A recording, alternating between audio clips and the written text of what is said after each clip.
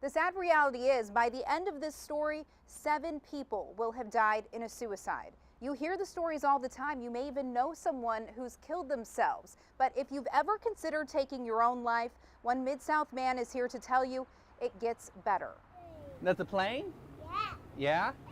Life for 35-year-old Josh Eldred is good now. He's been married for 11 years and is a proud father of 10. The one day you have like more dirt than you know what to do with, and you're not going to play in it. But what you probably wouldn't guess by looking at him is that he tried to take his own life twice and survived. I was really sad and lonely, and I couldn't come up with a reason to want to be here anymore, because if this is as good as life was going to get, then I didn't want it. I didn't even want to try. He says his depression began around the age of 12 after years of physical abuse. I would smile a lot. I would tell everybody that I was fine, but I really wasn't. Just a lot of feelings of worthlessness, uselessness. As a teen, those feelings intensified. I hated the world. I hated everything in the world, including myself.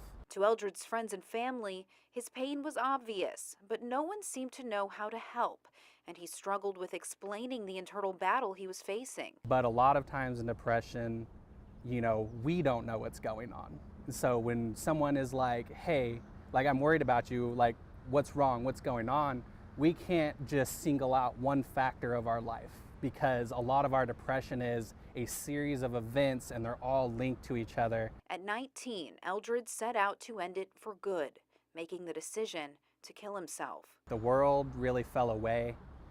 I felt really alone. I felt really sad. His attempt was thwarted when his roommate found him clinging to life in his bedroom and rushed him to the hospital. Doctors said Eldred actually died on the emergency room table that day, flatlining before being brought back to life.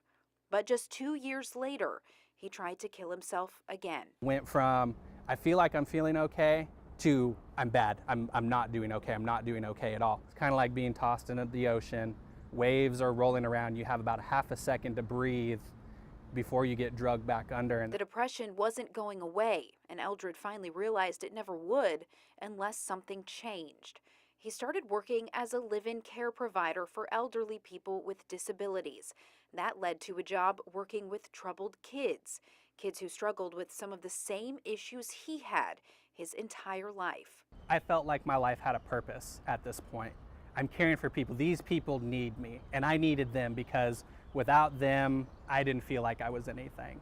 Those experiences brought Eldred here to Turning Point, a recovery center for adults battling drug and alcohol addictions and behavioral disorders, where he now works as a recovery coach. So you guys teach us probably about as much as we teach you, really, at the end of the day. A job that to him doesn't really feel like work, because he gets to use his experience to help others. I want to make sure other people are okay, because I wasn't.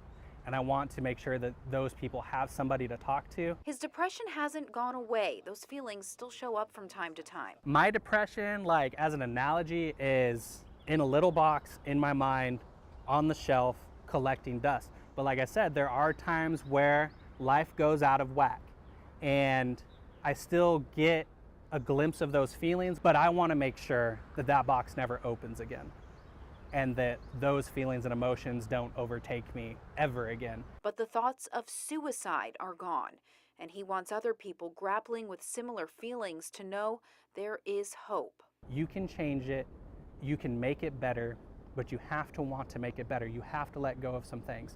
You have to learn to change your mindset, because there's just as much good in this world as there is bad. And if you're always looking at the bad, you're always going to find the bad. It's not hard to do. I've been there. I've been through the emotions. I've come out on the other side. Whoa! Whoa! Nina Harrelson, WREG News Channel 3.